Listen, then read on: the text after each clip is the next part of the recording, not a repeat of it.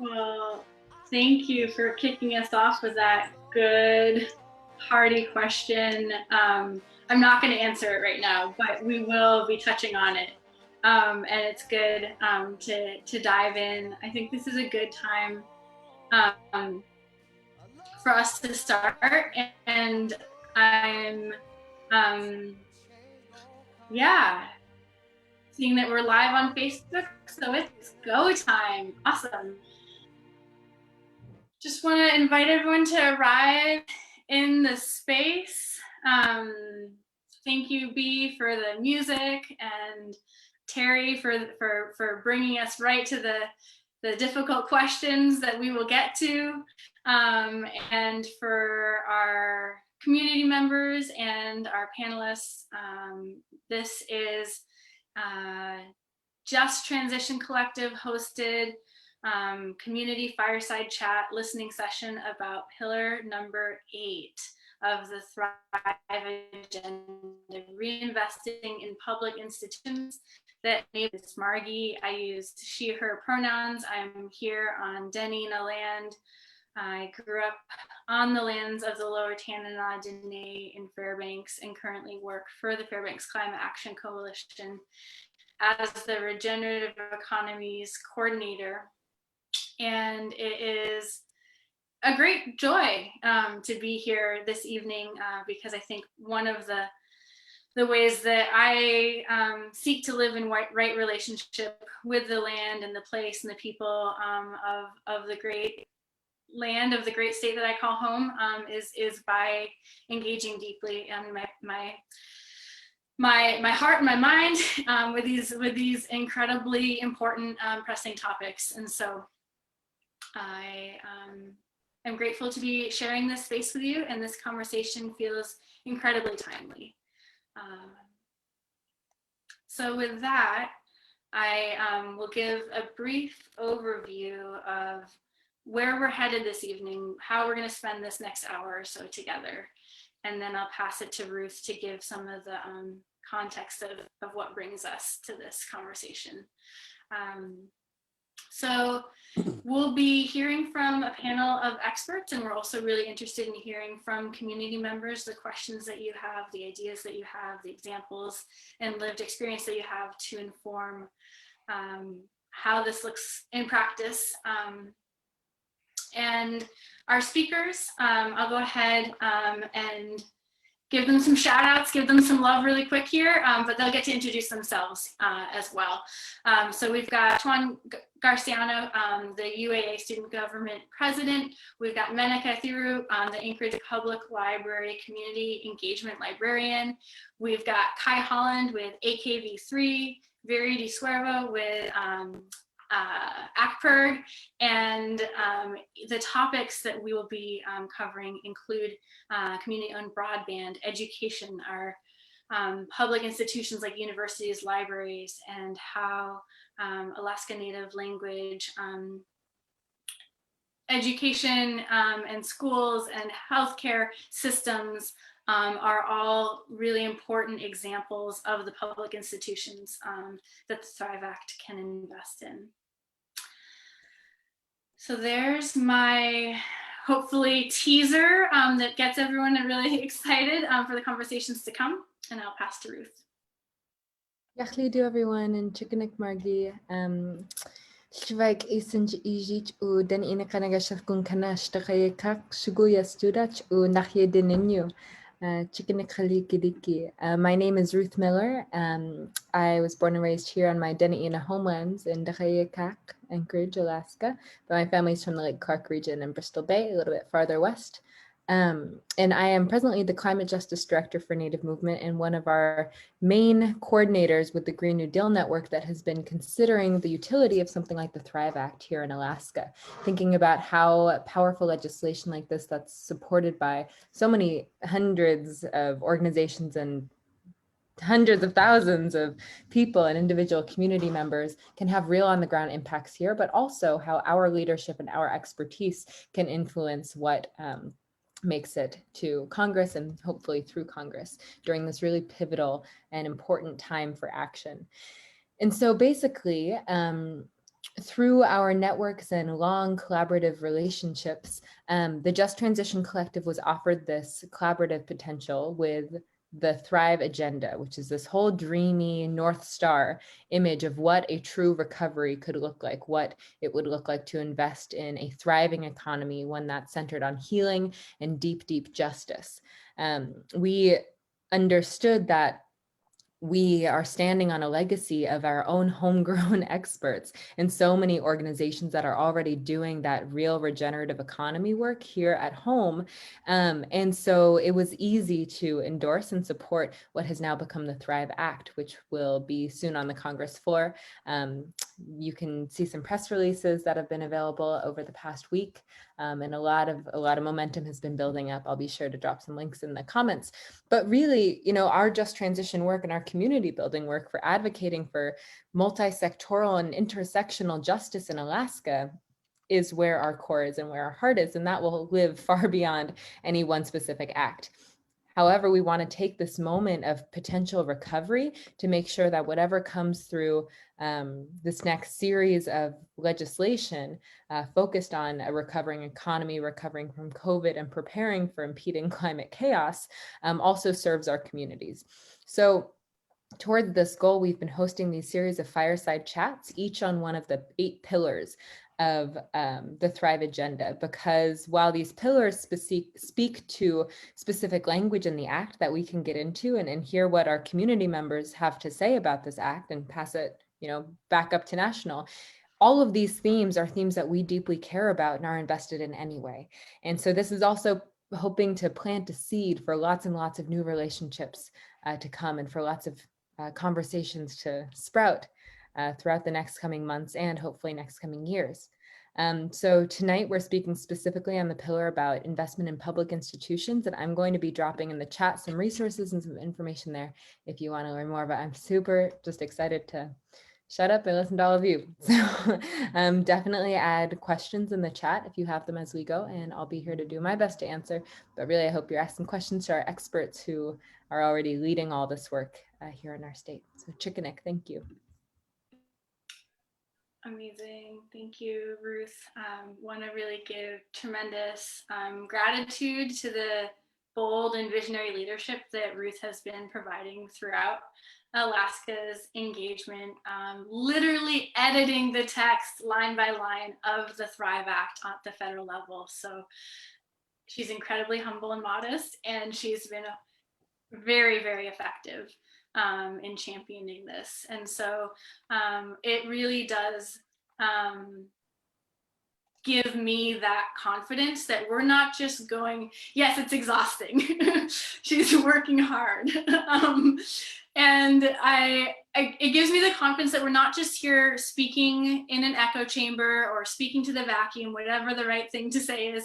We are here to have a conversation that can actually embody that intention of informing policy at these different levels. And so really appreciate how the Thrive Act seeks to center frontline communities and really take seriously the mandate to be conduits from the grassroots here in Alaska to the different scales of policymaking that we can influence. So with that, I'm going to turn it over to our panelists to take a few minutes to share who they are, what brings them to this topic, both in terms of the professional hats they wear, as well as personal lived experiences. And so I guess I'm gonna start with Menaka and see if you would kick us off and tell us about how you're engaging community and what investing in public institutions looks like from your vantage point. Thank you, Margie, and thank you so much for having me, inviting me here. I do not feel like an expert, so I appreciate being included on the panel, and I'm here to learn from others as much as I am to share my own experiences. So I look forward to the conversation that we're going to have today. My name is Menaka Thuru. My pronouns are she, her, and I'm calling in from Dena'ina land, and I am the community engagement librarian at the Anchorage Public Library. And so for me, when I think of public institution, I think of libraries as just a huge part of that. And part of what I've realized being a librarian, and I will say that I've been a librarian for 7 months. So I'm very new to the world of librarianship, but libraries have become a place that is much more than a house of books. And we see people from all walks of life that come to us with all kinds of needs. So we have families that are coming in to check out books for their kiddos so that they can improve literacy skills. We have folks who are coming just for a warm building to hang out in during the day. We have people who need to access computers or internet, who need to apply for a job, who just want to learn a new hobby or craft. We have people who have all kinds of different needs, and they're coming to the library for those needs. And traditionally, libraries have not equitably served our communities. Libraries has historically been segregated and have centered white, heterosexual male voices. And so we are looking for ways that we can better serve our communities, that we can really provide representation in our collections and improve our services so that we can really serve whatever needs the community has. And we talk about needs very broadly as well. So not just thinking about like what does someone need to survive, although that is important, but also what they need to thrive. And that's what I think really pulls me to the Thrive agenda, I think, is thinking about a person holistically and ensuring that they have the things that fill them up internally, that really complement their soul, as well as help them to live their lives, to feed their families, to have a roof over their heads, etc. So that's kind of my perspective coming from libraries as this sort of, I feel like we serve a lot of different people in a lot of different ways, and we would love to see other institutions that could operate in similar ways, but meet needs that we can't meet. So librarians are not going to be able to give you health advice or legal advice. We're not going to be able to necessarily teach you how to grow your own food, although we have people who, are gardeners, but we can't expect every single librarian to have every single type of expertise. So that's kind of, those are my rambly thoughts, but I'm so excited to be here and looking forward to learning more from everyone else. Amazing. Really feeling that soulfulness of the work that you described, and excited to invite Tuan to share next about the university systems. Sure, thank you. My name is Tuan Graziano. I use he, him pronouns. I live and work on the land of the Dena'ina, and I am the newly elected student body president for UAA. And so, of course, I'll talk mostly from UAA experience, but I've been involved in the community a lot before being involved in student government and at UAA. Originally was born in Hanoi, Vietnam. My dad, who is Italian American, after my family split up when I was around 7, moved us back to the States basically, and then moved us up here to Alaska. And I've basically spent half of my life here in Alaska and most of my childhood up here in Alaska. And definitely has been such a huge influence on who I am as a person right now, and then as a student as well. UAA has been an institution that's been around for a very long time. Just the other day, I found out that our original mascot was not a seawolf, and that it's been a huge process and development of where UAA used to be and where it is now today. But really what I see at UAA is a lot of Alaskans who are trying to build a brighter future for themselves. And that's what I see as the value and the potential of UAA, and the importance of UAA is how integrated it is within our own communities, within Anchorage, but within, wider area Alaska. For example, when the COVID-19 pandemic broke out, UAA did its part to help find ways to ensure nursing students and medical students could graduate, who are about to graduate they did their best to remove barriers to shorten the time for the graduation so they could go out into the communities and help tackle the pandemic, for example. And we see UAA also donating large supplies of PPE and other medical equipment during the pandemic as well. But further than that too is educating Alaska, and not only the workforce, but just Alaskans who contribute to the communities we live in every single day. Our past chancellor mentioned that 40% of Alaskans are tied to UAA in some way, whether that's being a graduate of UAA, having a family member who works or teaches at UAA, whatever the case may be. But 40% is such a huge part of our state and our community that get tied into Alaska. And a lot of Alaskans who stay here in Alaska and are contributing to the economy or the policy or just to our communities in general, find roots or some kind of ties or education they receive from UAA.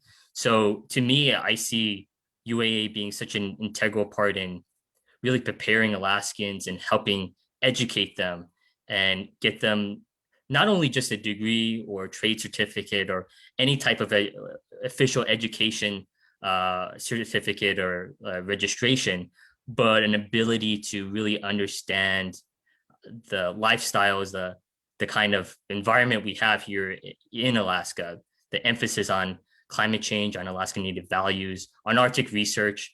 UAA is so integral there, and we have so many graduates and members of UAA who eventually go back into the community. As a student, as student body president, I think something I've definitely come to learn is so many of our students are non-traditional, who are students who are working a part-time or full-time job or having to take care of families. These are some of the toughest students and toughest people I know that are out there, again, trying to do their best to brighten their future, educate themselves, receive that education, and do their best while still maintaining a life and family here in Alaska. So for me, UAA has gone through some really tough times. Public perception of UAA and in general public institutions or post-secondary education institutions has kind of been under some stress from the community, and some of it is sometimes justifiable. But I also think that UAA, and for a better extent, these type of public institutions that are public access as well, play such a huge role.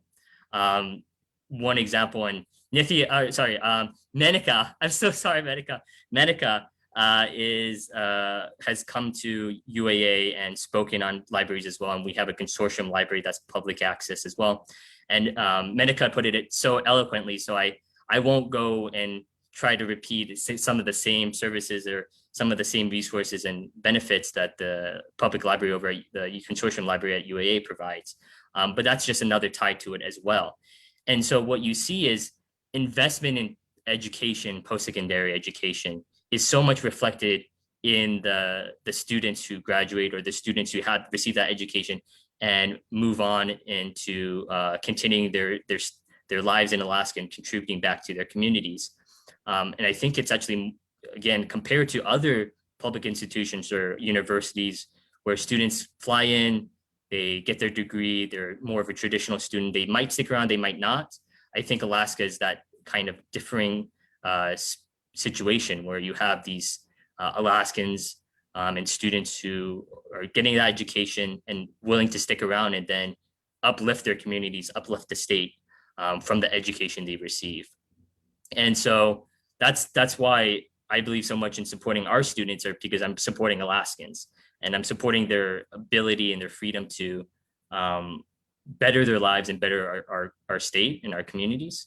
And it's one of those things where I think we don't really realize the lost value in declining public education until we really start seeing the cracks of people who are not willing to listen to science, not willing to listen to for vaccinations, for example, or believe in climate change, just listening to basic educational and scientific studies, right? Unwilling to understand that there is critical thought out there.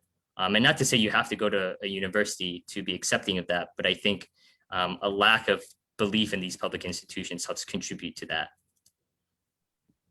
Thank you, Tuan, for speaking to the incredible returns on investment and how vital it is to support our public university systems. I really appreciate the breadth of what you just shared. And I'll pass to Very to bring some infrastructure into this conversation. Thanks, Margie. And thank you for organizing this, and to Bea and Ruth and everyone else who's been behind the scenes doing so much of this. Hi, my name is Very DeSuvero. My pronouns are they, them. I'm the executive director of the Alaska Public Interest Research Group. And I'm originally, my family is Italian and Jewish, and I grew up on Lenape lands in New York City, but I live and work on Dena'ina lands now. And AKJT is a consumer advocacy and public interest organization. We work on a whole variety of issues, but part of what we work on is ratepayer advocacy, right? So making sure that consumers are connected, making sure that the public interest, right? So things that are working for people and not for corporations or for, you know, the most wealthy among us, making sure that those systems are working. And one place that is especially say inequitable in Alaska is broadband connectivity.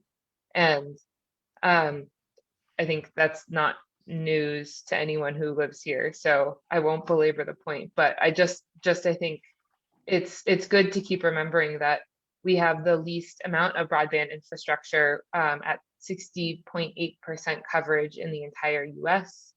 And that's important, not just because, you know, people, I think a lot of people like to say broadband is optional, right? It's there for Netflix, but broadband is also how you can testify in meetings if you're not there in person. It's also how you can receive telehealth and telemedicine, distance learning, education opportunities, and also can provide public safety for a lot of issues around especially missing and murdered Indigenous women and girls, and a whole slew of other really critical things that you know, really mean that broadband is a central critical component of infrastructure that right now isn't regulated.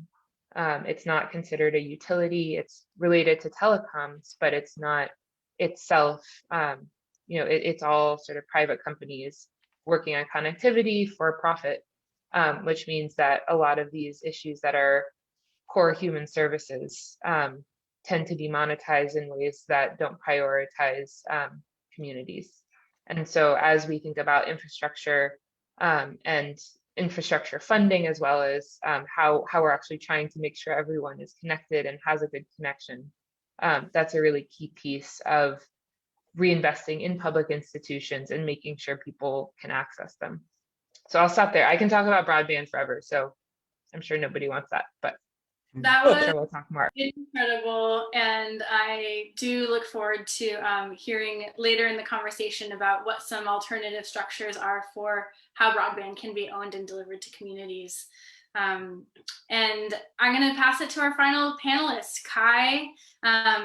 Bring it home, tie this all up in a beautiful bow. I'll give you 3 minutes here.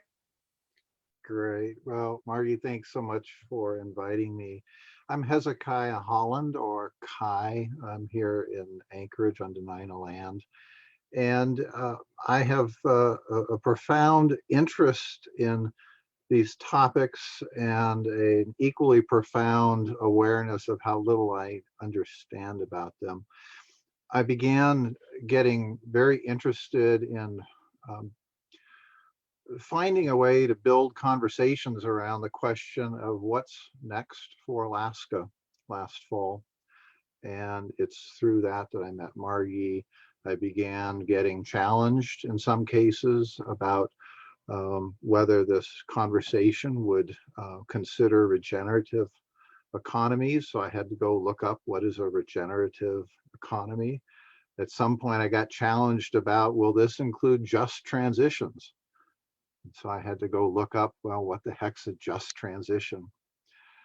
And I am thoroughly amazed, baffled, and energized by the opportunity that stands in front of us at this point in time to consider that what we had before the pandemic was actually very fragile, not working well, and was barely held together by interests that benefited by not recognizing how fragile our economy and our jobs and the lives of so many people were. And I think, you know, some of us were aware that there was a coming transition. We were talking about in 10 or 15 or 20 years, about 65% of the jobs that we have now would not exist in the future. And how would we prepare people for this, as well as climate change, energy transitions? And I think we kind of knew that was out there, but this pandemic has, I think, ripped away some of the blinders to what was there. And as we step forward, things like Thrive, I sense, are the places for conversation about recognizing what was working that we want to retain, what was not working that we want to move past. So the Next Alaska project that I've been working with a number of people on is asking that question: what is Next Alaska? What is it that we can think about, dream about? What are the futures that might help us understand what Alaska looks like in 30 years or 300 years, in order to provide the context so that we can make the decisions that are in front of us now? Because most of us don't know where we're trying to go as a place, in order to provide the lens for which we can look at the choices we have today, maybe some of the sacrifices that we might make today, in order to be someplace better for the next generation. So to back up before I get the hook, I have had kind of a three-ring circus. I've gotten very involved in the startup ecosystem. I've been teaching at UAA and APU and UAF for about 20 years in a variety of areas. I have spent my whole life since college really passionate about empowering people to make change in their lives and their communities around them. I do a lot of work with community councils, neighborhood associations. And when I get interested and passionate about innovation and entrepreneurship, it's to some degree because I like business. I'm a capitalist and whatnot. But what you will see in that topic is it's a Trojan horse type of issue. When we teach people about entrepreneurship, we're actually teaching them about how to envision the future that they want to create in their own lives. We're giving them the tools and the processes to create their own vision, the investability of a path they want to go. So I spent a lot of time in that space, building community, sponsoring events, communicating, connecting, things that get people involved in innovation, entrepreneurship, and business transformation. I get involved in the investment world, fund manager for the Alaska Accelerator Fund. I'm an angel investor. I get involved in helping a lot of businesses think about how they become investable and about how any project that we work on is investable, whether it's wildfire prevention I was working on today, or whether it's the new Third Avenue and collective project for food security, energy security, and job security projects, or some new business idea. And then finally, you know, I've got a business background. I've spent a lot of my career in mining and construction. I know a lot about manufacturing technology. I have a couple startup businesses right now that I'm working on, and I just enjoy getting involved in a lot of things. So I think I will pause there, other than to say my wife is a librarian, so go librarians. I've just been involved working with the Arctic Economic Council on their broadband working group report. So I've got a bunch of information there. I'm one of the folks that's helped get Health Tie going. So I've been working with Health Tie Innovation. So I think the topic here is fascinating. And I would look forward to any contribution I can make in the discussion, but most of all, being able to learn more about this topic and how I can help in the future. Thanks, Margie.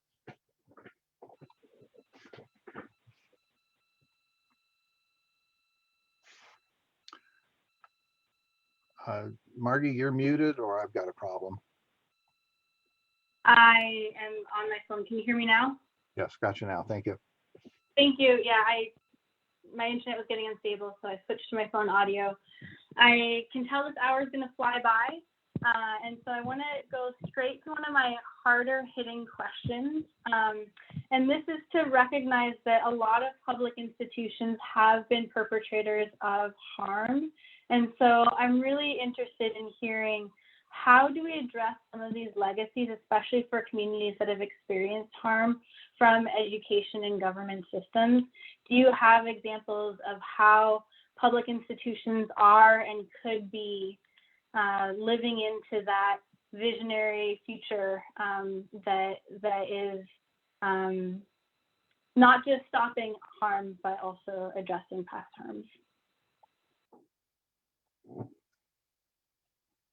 Well, I'll jump in on this one. I'll jump in on all this stuff. It's all so cool. One of the areas that I find absolutely fascinating is the area of education and what we have done to build education around national accreditation standards that are defining who we can hire for teachers and how they're trained to become teachers.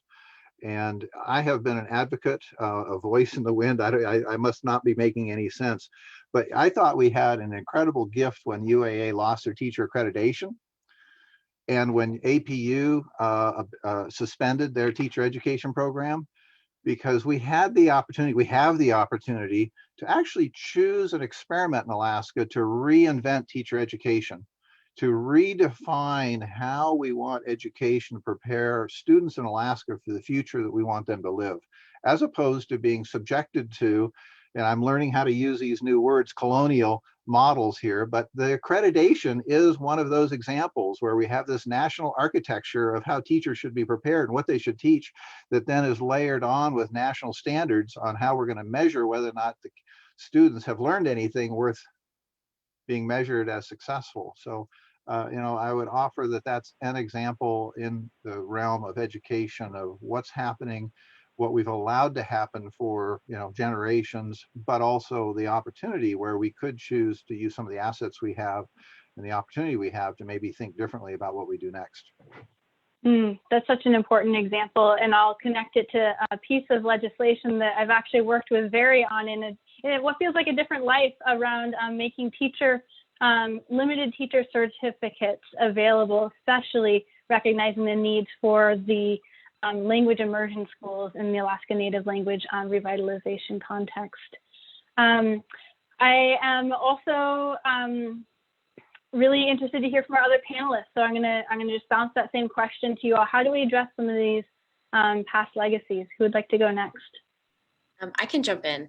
I wanted to sort of dovetail off of what Kai said, because that same conversation is also happening in librarianship. So there's currently kind of a divide in staff, and it's those who have an MLIS, which is a Master's in Library and Information Sciences degree, and those who do not. There are pay differences between those types of positions and barriers in terms of who can serve in certain types of jobs depending on the library. And so that creates a lot of barriers, right? If you have to have a master's to be a librarian, that creates really, in my mind, undue barriers that are just totally not necessary. It's a financial barrier, it's a time barrier. So it's very slow to happen, but we're starting to have those conversations of what can we do to make librarianship a more accessible career, because communities want to see themselves reflected in the librarians that are serving them. And so that's something that I just wanted to toss in as, rethinking these careers. It doesn't have to be that we continue to do things because that's the way that we've always done them. And so I really appreciate Kai bringing up that point. And I kind of lost sight of the question as I was talking. Can you remind me? I think that you're definitely on the question of how we address these past harms, and it was actually speaking with you that inspired me to ask this question, just in terms of how white supremacy can be perpetrated by these institutions if we're not careful. Absolutely. And that's something that I think a lot of it's really easy to see in our collection. I think that's sort of the easiest way to think about it in libraries, is that when you look at a collection and when it's mostly white men, you don't see everyone reflected there. And that's something that we have a paradigm for thinking about that in librarianship. We talk about mirrors and windows. And so you want a collection to be able to provide mirrors so that people can see themselves, and also windows so that they can learn about other experiences. And we don't often have that in all libraries.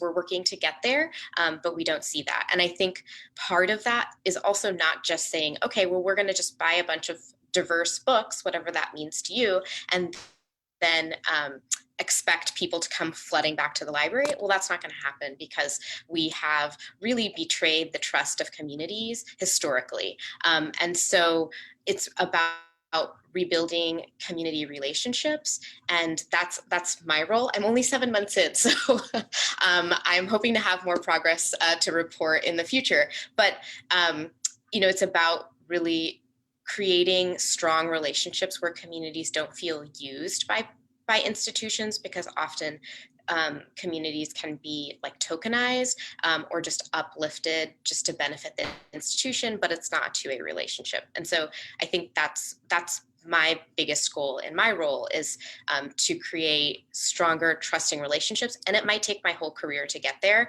And I'm okay with that. I understand that that's a slow process, but I can't imagine getting to that future without doing that.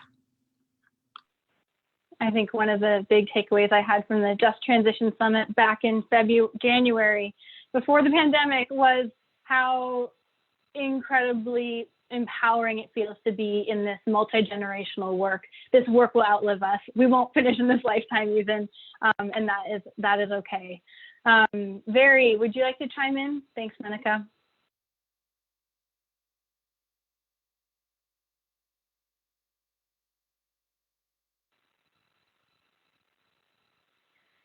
It looks like Very might be frozen. Zoom glitches. So Tuan, would you like to chime in about addressing some of these legacies? Yeah, absolutely. I think it's actually kind of timely. Our student government just met with Native Student Services. I think for the first time, I think students government has met with them in ever, or a long time, in a while. And I got to really have my eyes opened up to the side of Native students, Native Alaskan students, when they come to UAA. One of the biggest situations is, we think about what can we do to promote Native Alaskan student success and also be able to heal and correct these legacies we've created, and especially at educational level. We're bringing UAA is one of the largest public education institutions. And if you think about it, when you look at it, it's actually unfortunately not so friendly or representative of Native Alaskans at UAA. If you look at the makeup of the professors, administrators, faculty, and staff, there's some wonderful and great people there, but that's not really represented with Native Alaskans within that population. And it's really unfortunate. And we say, we want to support Native Alaskan students and their success, and we want to make them feel welcome. But part of that is just having that representation for them within the institution they're attending and going to, and also being understanding and accommodating and really being aware of the situations they come from, whether it's from coming from a rural village that had a very small high school, and then having to attend a university institution that has thousands of students, and then just asking them to just drop them into that scenario and environment and ask them to, achieve the success they're looking for a degree is very difficult. And so one of the biggest things is to support Native Alaskans and their students, not just by providing resources, but normalizing their representation, right, and their understanding of their cultures within the classes, within the professors and faculty. One of the things I hear is that they go to a class or a professor and it's just so alien to them. And there's no welcomeness in terms of appreciation of where they're coming from, or their cultures and their backgrounds, and they're just asked to here's a typical, unfortunately typical Western learning environment, and this is what we expect you to accomplish and succeed in, and this is how you're going to earn your degree, even though again you're learning on the lands of your ancestral people, and then we just tell you this is how you get a degree in an education. So in that way, I think that's something I'm hoping to see change, and hoping that our student government going forward is going to hopefully put some effort and work towards, is to making sure that's more tied into in terms of education in classes at UAA, and also the life that is outside of just academics and education in a university, right? It's at residency, the importance of communal living and communal cooking and meal times that really are emphasizing the bonds between students and people, and in other ways that we can make it so that their success is achievable because they feel more welcome within our campus and our university institution. Wow, yeah. Decolonizing not just the pedagogy, but the inside and outside the classroom experiences. Thank you. I know Barry's having some unstable internet, but definitely want to see if we can hear from you now. Awesome. Hopefully you all can hear me. I want to thank you, Tuan. I think that was, I was going to say something else, but I think what you said really made me also see how important it is to take responsibility, at all levels, right, of student government, but also then, right, at the UAA system and governmental level. The history of the University of Alaska system is built on the exploitation of Indigenous people, right? Not just by seizure of land, but also by profiting off of research done that was unequitably compensated, right? And much more.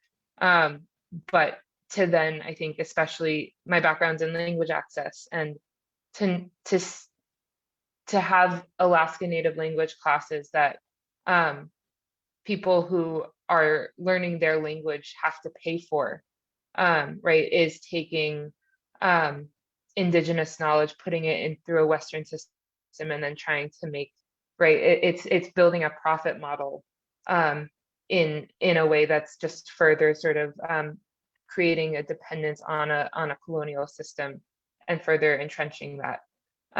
And so there's so much that the university can provide, and also so much that it also simultaneously reinforces in that way. And there's so many efforts, in so many different ways.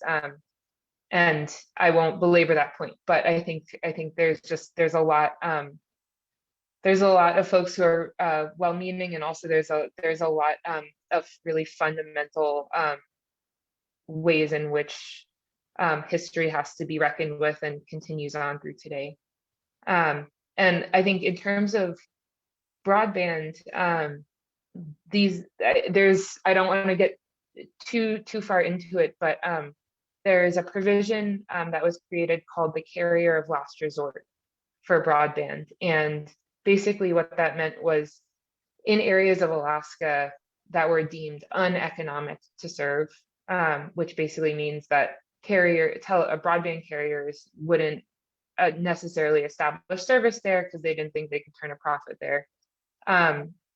It was required for different telecoms companies, mostly GCI, to provide service there, or to intend to provide service there, and for that they receive subsidies, right? And so there's basically a self-made monopoly in these areas where broadband companies, for-profit corporations, right, will receive funding and subsidy funding to intend to provide service or to provide any standard of service in these areas. And we know that's a problem because we know that those areas then are served last, right? They're even if Alaskan telecoms companies and broadband companies have their entire model structured off of those subsidies, right? Which is inherently extractive. But in the same way, cooperative models, so there are a lot of broadband cooperative models that are possible, or tribally held broadband cooperatives. Those are very difficult to create in areas where there is already a telecoms company that has an interest in maintaining basically their subsidy money without providing really any or much service there. And so these models that were set up to help, but through sort of a very patriarchal view of charity, and it makes it very difficult for communities to have self-determined access to the grid, and to make sure that their connection is what they want it to be, and also to the standards that it should be. And so in this way, right, these public institutions, by not regulating broadband and also by providing subsidy models that create or that disincentivize community-based co-ops, end up reinforcing a lot of the systems that Margie, that you mentioned, and repeat past harms of making sure that rural communities, and so in Alaska, Alaska Native communities, are disconnected and thereby disconnected from, cheaper access to information, education, as well as access to jobs and healthcare. Wow, you just laid it out so clearly, and I am very grateful for that. It's so clear that reparations is one of the key outcomes of community-owned broadband. These are communities that have been historically divested from, extracted from, and to have that local ownership would be a real turning of that tide. Thank you for that. And I see that we're already getting close to an hour. I'm gonna cede most of my other questions to the community members who have joined. I will paste one of the other questions that I was going to ask into the chat, because I think the pandemic has been a particularly clarifying moment of where some of the gaps in our public infrastructure, where those cracks are showing, where the gaps are that people are falling through the cracks. And so I think that can really help us guide investment. And before I turn over the floor to our community members, I also want to really welcome Lily for being here, and see if you'd like to, without putting you too much on the spot, just share a little bit about your work with the Fairbanks Carpenters Union. I really am reading the text here of the Thrive Act and see your work so clearly in the Pathways to Green Collar Jobs, investing in vocational and technical education in public schools, trade schools, community colleges that connect labor organizing, apprenticeship, and other jobs is one of the actual lines in the Thrive Act. So yeah, Lily, can I put you on the spot? Sure, yeah, that's fine. So I'm Lily Saul, and I am a carpenter in Fairbanks, but the local 1243. I went through the whole apprenticeship. I just journeyed out last year, and it's a really great program. I mean, it's a great, yeah, it's a great program. And I guess I run a women's group in the Carpenters Union because there's really a lack of women in general. I'm the only journeyman at the moment, I think, in Fairbanks, and there just needs to be a better community of us, I think, to get the support that we need. And part of my women's group's interest is getting into some more like climate action things. So how we as carpenters can kind of help out, I don't know, make construction a little more green, and also getting carpenters more into the line of work of like the green economy. So I think that the apprenticeship is starting to look at learning how to put up solar panels. So that's going to be part of the program pretty soon. But that's just one thing that could be brought to the apprenticeship, and I'm sure there's plenty more. So that's kind of what I'm interested in.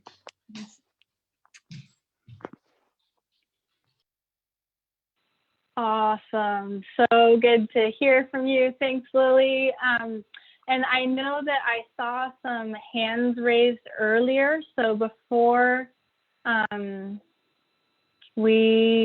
see, Carrie, did you have your hand up? Did you want to ask your question? Great. Oh, and you're on mute. Thanks, Margie. I always forget to do that. A few years ago, I was interested in doing outreach from university science to communities, and I And I, at the time, wasn't properly aware of all of the history of injustice, colonization, and colonial perspective and cruelty that science had imposed on communities. But luckily, there were people like from the Alaska Native Science Commission and other groups that helped me understand this better. And with their help, we changed this notion of outreach from university to communities to inreach from communities to universities, where the leadership came from communities to decide what's the question, who do we want to input from outside groups, and if so, who do we want to invite into our communities, and what do we want that process to look like? And I'd like to see the Thrive agenda and any sort of relationship between institutions and communities be largely community-led rather than institutionally led. Thank you. Thanks for chiming in and sharing your wisdom and years of experience with us. I didn't hear a question in that, so I'm going to turn it over to the panelists if there are other closing thoughts that you wanted to share that you haven't had a chance to weave in yet. Can I just, I think, when being something that came up, it is the interesting sort of distance, right, between the Thrive agenda, its creation, and what it intends to do, which is to create community-led, community-determined solutions, and also ultimately to reinvest in public institutions, right? And so that, to me, seems like we can't immediately do that, right? Because public institutions currently aren't accountable to communities. But to create that accountability, right, and to make sure that there are levers of power so that public institutions are working for the public, right, and not for corporations, or not for those who are most in power. I think, to me, when I think about government and when I think about governance, having public institutions is something that I still think is important. And I think how we get there, right, is through the public shaping that together. But there's still the disjunct, who's leading that? Is it all nonprofits? Does that, and what does that mean? Is it all community-led, community-driven? What's the makeup of those communities and of that leadership? So I think all of those questions have to be posed, have to be interrogated as we move forward. And also, I think that long-term goal for me, the public institution reinvestment, it has to happen, but it has to be done carefully so that there's still control maintained within the public, right?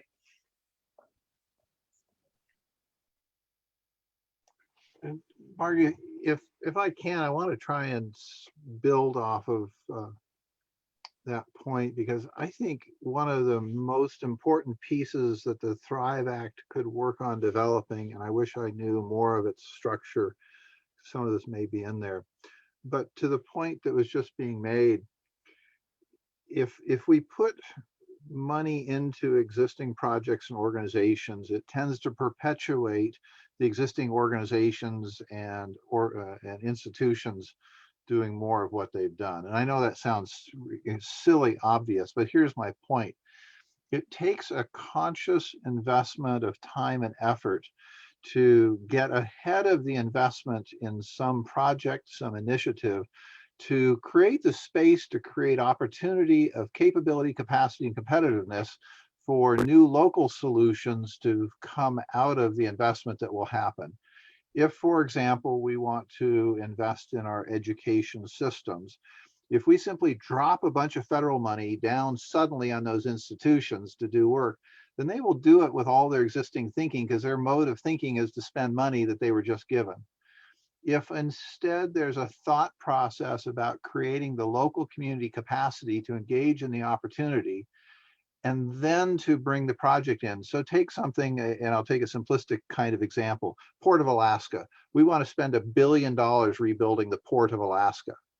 Now it's going to turn into, and it's going to be managed as a bunch of construction contracts. There'll be no time for an Alaskan company to actually develop its ability to bid for those and to get them. So they'll all go to out-of-state firms. It's just like why we go to Florida right now for our distance education curriculum, because we just want to spend the money to provide that solution. But what if somebody came to you and said, I've got $1 billion, billion with a B, to rebuild the Port of Alaska. But I want you to spend a few minutes before you spend it all and think about how can you create the capacity, capability, and competitiveness of local organizations to be a part of that project?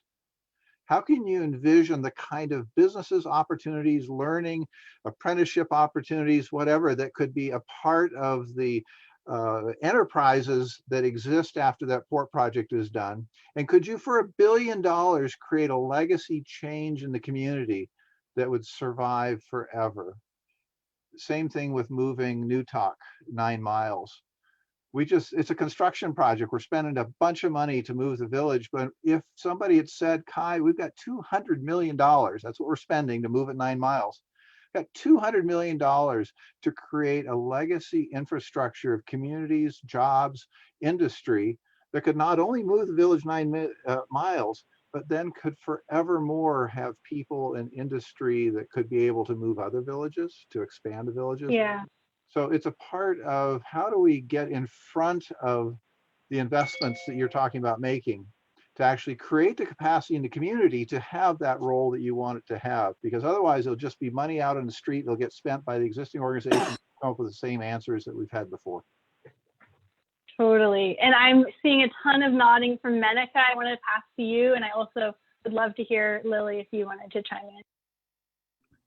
Yeah, I appreciate that, Kai, because this is going to be a funny reference, but I spent a lot of time volunteering for Heifer International when I was in college, and their whole model is about capacity building rather than like giving someone just like a thing to eat. You would give them tools and skills so that they could feed themselves for the rest of their lives and teach their families how to feed themselves for the rest of their lives.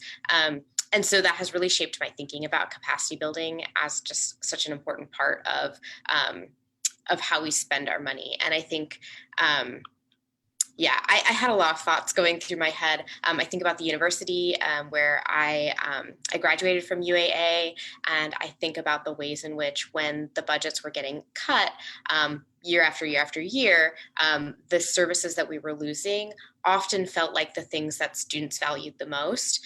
And it was heartbreaking to see those things be cut from the budget. And not understand who was making the priorities or how we could be part of that process. And so a lot of thoughts, but I think, really ensuring that we're, that those of us who have those decision-making abilities are really stepping back and not taking it upon ourselves to make all the decisions for our communities, that we're really listening. And I appreciate these listening sessions because it's a great opportunity to hear from people and give space to hear about what the community needs, because it shouldn't just be a couple of us making these decisions, in an Excel spreadsheet of where this money is going to go.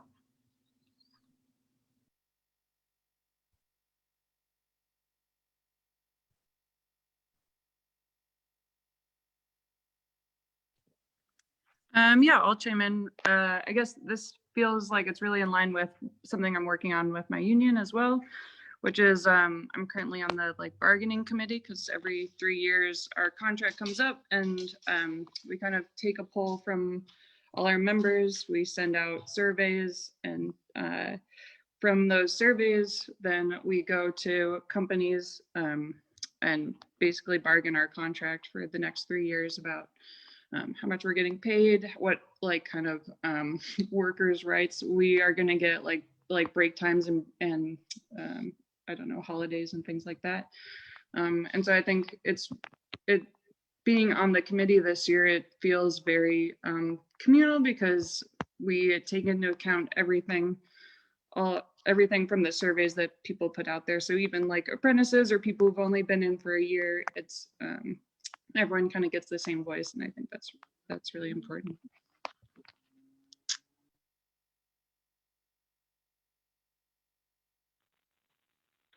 Well, I feel like we're just getting into the heart of it, and we're at our hour, slightly over. I want to, again, make space if there are any other community members who want to share questions.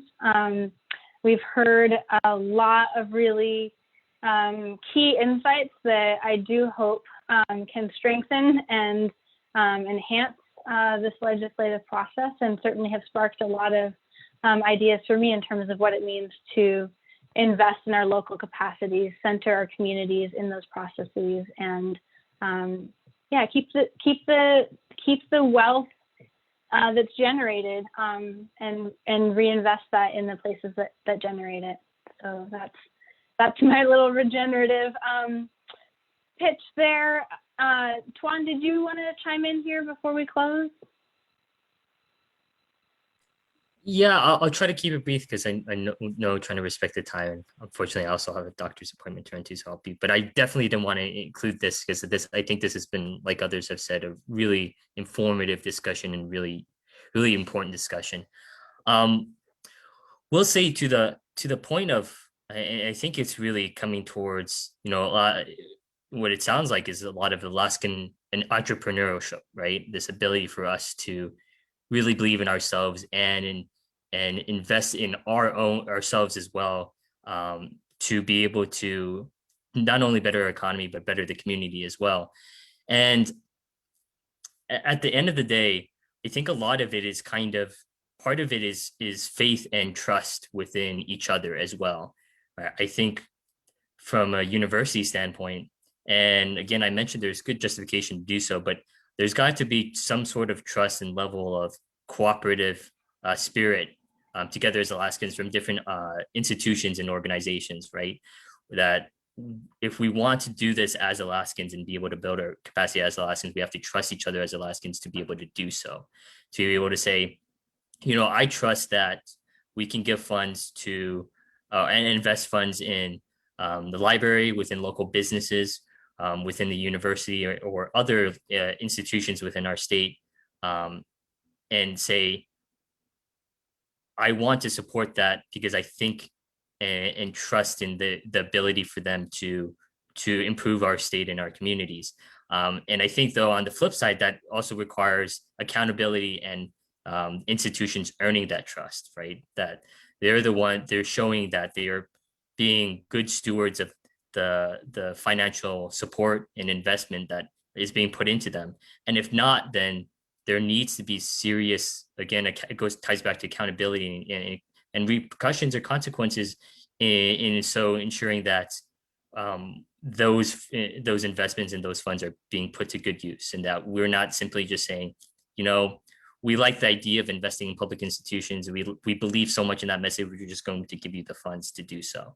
But then again, having that system of accountability and also showing that value and showing the positive outcomes that can occur when it happens. So again, I feel like there's a lot. If I had to tie it down real quick, I think there's a lot of silos, maybe, or at least thoughts and beliefs in silos. And I think there needs to be a bridge between that kind of those different institutions or silos and trust in each other and each other's institutions or organizations. That sounds like a good call to action. I will look to Ruth to see if there are any final words that you want to share, and just really thank you all so much for taking this time this evening, for sharing so fully, and here's to beginning a conversation that hopefully will be very, I was going to say productive, and we will redefine what productive means. Generative, fertile. Thank you all so much. Kegluneq from the bottom of my heart, and I know I speak for all our whole organizing crew, to just uplift how honored and humbled we are to get the opportunity to speak with all of you as leaders of your communities and as leaders in our state. And you're not escaping us. This is only the first, we hope, of lots more conversations, and it's exciting to be in relationship with all of you.